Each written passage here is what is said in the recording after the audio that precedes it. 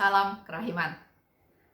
Pertemuan yang keempat dengan tema taat pada Tuhan dan rendah hati. Itu tema kita sama-sama seri kerendahan hati yang keempat.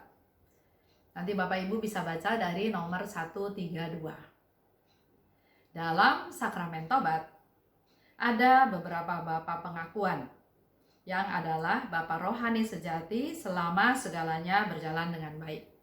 Ini kembali lagi Suster Faustina sharing. Dia kasih tahu bahwa dalam kamar pengakuan itu banyak bapa pengakuan yang adalah bapa rohani sejati sejauh segalanya berjalan dengan baik. Tapi ketika jiwa membutuhkan bantuan lebih besar, kalau kita ngaku dosa ya, ada yang ya dosa yang biasa ya kita ungkapkan. Tapi dalam hal ini Suster Faustina menghadapi sesuatu masalah sehingga dikatakan di sini ketika jiwa membutuhkan bantuan lebih besar, maka bapa pengakuan itu malah menjadi bingung. Mereka tidak mau atau tidak dapat memahami jiwa tersebut. Suster Faustina nggak cerita permasalahannya, dia cuma sharingkan bahwa ada bapak pengakuan yang kayaknya nggak ada masalah ya biasa-biasa saja, tapi pada waktu dia mengungkapkan satu pemikiran atau butuh nasihat atau butuh suatu arahan atau tindakan atau sesuatu yang dia sulit sehingga dia membutuhkan nasihat dari bapak pengakuannya malah jadi bingung. Entah dia tidak dapat atau nggak mau memahami jiwa tersebut. Bahkan di sini dikatakan mereka berusaha menghindar. Tapi kalau jiwa-jiwa itu rendah hati, maka ia selalu memetik manfaat walaupun sedikit. Mungkin kita juga sering ya lakukan. Pada waktu kita mau mengaku dosa, kita berharap apa yang saya akukan didengarkan oleh pastor, dan pastor itu memberikan semangat, memberikan nasihat supaya lain kali mungkin menjadi lebih baik. Tapi pernah juga kan ketemu dengan bapak pengakuan yang dalam tanda kutip menegur. Ada yang pernah cerita, aduh saya nggak mau ke Romo itu lagi. Kenapa? Saya dimarahin, kok dosanya itu lagi kok nggak berubah. Jadi ada terkesan dia berharap ada dukungan, ada pengampunan, tapi sepertinya mendapat tuduhan, kok dosa lagi. Apalagi dosanya dosa lagi yang sama ya. Sehingga biasanya kalau sama pastor itu saya nggak mau, saya pindah yang lain. Itu yang fakta terjadi.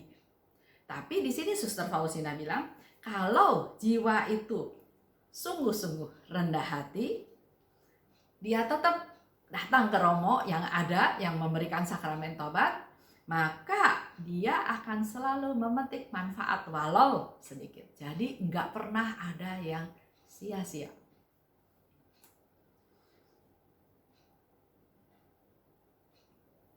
Ada juga dulu ya, pernah saya suka ngaku dosa kalau setelah misa pagi, berapa lama sekali gitu, mungkin 1 bulan 1 kali.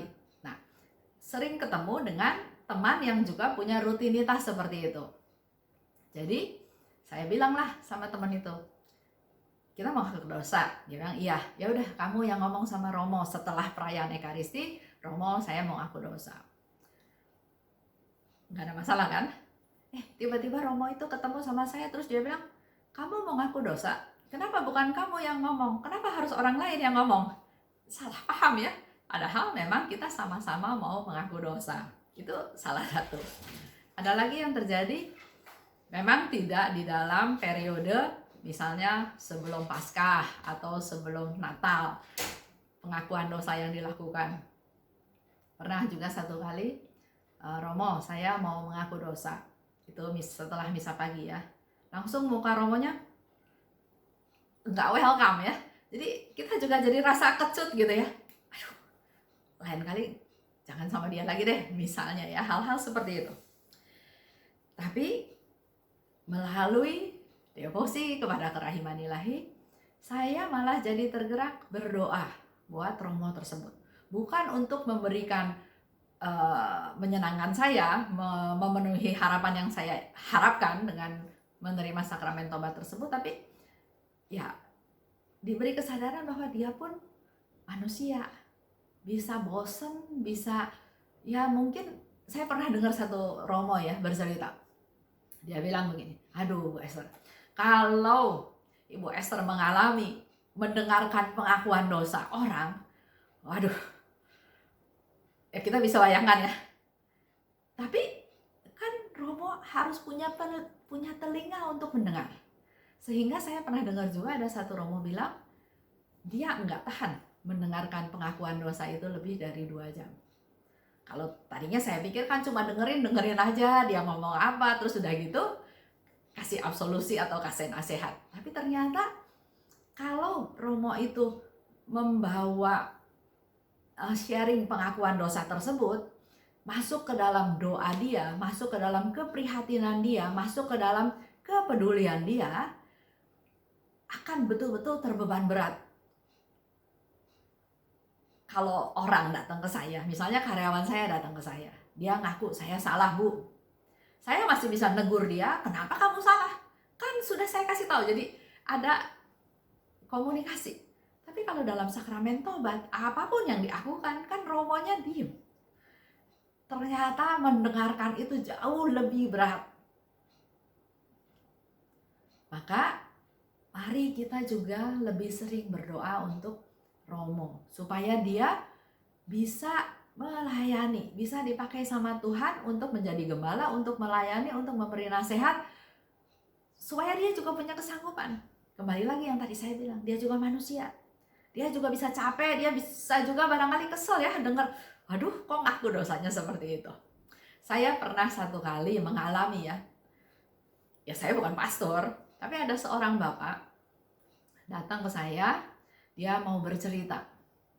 Ya karena dia datang mau bercerita, ya saya dengerin. Tapi dalam ceritanya itu, waduh, luar biasa membuat saya tidak nyaman. Karena dia bercerita tentang kehebatan, tentang kebaikan dari orang yang dimana perbuatan si bapak itu dengan si perempuan itu perbuatan yang terjadi perselingkuhan gitu ya. Aduh, saya udah gak tahan dengarnya. Tapi tiba-tiba Tuhan ingatkan saya, dengerin sampai akhir. Dan di situ kamu juga bisa tahu betapa susahnya, betapa menderitanya para Romo untuk mendengarkan pengakuan dosa kalian. Jadi ya udah saya dengerin sampai akhir. Tapi yang terjadi di akhir, jadi segala pujian itu hanya untuk bercerita tentang kejadian. Tapi di akhir cerita, dia bercerita bagaimana Tuhan bekerja, menyelamatkan pernikahan dia, menegur dia, dan akhirnya dia sadar bahwa dia salah. Coba kalau saya di tengah jalan udah stop Pak, saya udah gak mau dengar lagi. Mungkin belum sampai ke pertobatan, saya nggak tahu ya. Nah itulah kerjanya Tuhan, kembali lagi. Semakin peduli pada Romo-Romo. Saya mendapat satu masukan, ternyata mendengarkan juga menjadikan satu karunia yang besar karena enggak gampang mendengarkan orang. Kadang, Suster Faustina lanjutkan ya, Allah sendiri memancarkan seberkas sinar ke dalam lubuk jiwa itu. Jadi walaupun dia mengungkapkan apa yang dia butuhkan kepada Bapak pengakuan tidak menjawab, memenuhi apa yang diharapkan oleh si yang mengaku dosa, tapi di sini dikatakan oleh Suster Faustina, Allah sendiri memancarkan seberkas sinar ke dalam jiwa tersebut. Dan pernah juga terjadi, akhirnya Bapak pengakuan itu berkata sesuatu yang dimana Bapak pengakuan sendiri tidak sadar apa yang dia katakan. Dan itu persis seperti apa yang Yesus bilang. Pada waktu engkau mau ngaku dosa, aku sudah nunggu engkau di ruang sakramen tobat tersebut. Dan aku memakai pastor itu sebagai apa yang Yesus mau sebagai alatnya untuk menyampaikan apa yang mau Yesus katakan. Dan pengalaman ini juga dialami oleh Suster Faustina. Tapi hendaknya percaya bahwa kata-kata yang dikatakan oleh pastor tersebut adalah kata-kata dari Yesus. Sesuatu yang datang langsung dari Allah. Nah, ini Suster Faustina cerita lagi. Ada imam yang selalu bersikap keras dan menentang masalah-masalah yang aku ungkapkan. Dia kan, Suster Faustina bisa bercerita, saya ketemu Tuhan, Yesus bilang saya disuruh melukis gambar Yesus yang Maha Rahim, nanti bilang lagi Yesus minta saya untuk bikin kongregasi, jadi banyak hal ya. Dan pastor itu bersikap keras dan menentang masalah-masalah yang aku ungkapkan. Tapi dia suatu saat berkata, jadi pada waktu Suster Faustina kan di sana nggak semudah kita ya mencari Bapak pengakuan sesuka kita. Di sana kan di dalam biara kan ada jadwal di mana romo-romo tertentu hadir datang untuk memberikan sakramen tobat. Jadi di sini Suster Faustina katakan, suatu saat dia berkata, ingatlah Suster, bahwa kalau Allah meminta hal ini dari Suster hendaknya tidak melawan dia. Jadi berlainan dengan hal-hal yang lalu yang si Bapak pengakuan lakukan. Dan kedua, Bapak pengakuan tersebut katakan, tenanglah, apa yang sudah dimulai oleh Allah akan dia selesaikan. Dan yang ketiga, saya ingin menegaskan hal ini pada Suster, kesetiaan kepada Allah dan kerendahan hati. Jadi Suster Faustina menangkap satu hal, apa yang dia ceritakan, apa yang dia butuhkan mungkin nggak gitu nyambung dengan jawaban-jawaban pastor tersebut, tapi itu dia imani sebagai itulah yang dikatakan oleh Tuhan melalui pastor tersebut. Jelas imam itu dipakai Tuhan. Bukan karena dia mengerti apa yang dikatakan oleh Suster Faustina, ya. Karena Suster Faustina cerita lagi. Tapi setelah mengatakan 3 hal tersebut, si Bapak pengakuan itu situasinya udah berubah lagi sama sekali. Jadi perubahan itu ditangkap oleh Suster Faustina sebagai sesuatu yang memang dia sendiri nggak sadar dia katakan. Apakah mungkin kata-katanya jadi keras lagi, atau mungkin kata-katanya nggak percaya apa yang Suster Faustina katakan, di sini nggak diceritakan ya. Tapi di sini Suster Faustina mau sharing bahwa Tuhan pakai Bapak pengakuan tersebut untuk menguji kerendahan hati dan kesetiaan Suster Faustina. Hal itu juga bisa terjadi dalam hidup kita. Kita kalau mau ngaku dosa kan suka pilih ya, romonya yang oke, romonya yang gak galak, romonya yang ya teman atau banyak hal. Tapi dari pengalaman hari ini, ternyata dibutuhkan ketaatan dan kesetiaan dengan segala masalah yang dihadapi untuk kita tetap setia dan taat. Dan Tuhan tetap akan memberikan sinar-sinar pencerahan kepada jiwa yang datang padanya.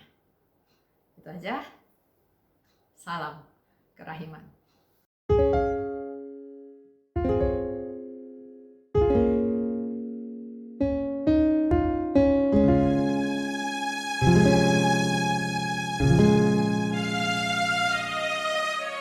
Jesus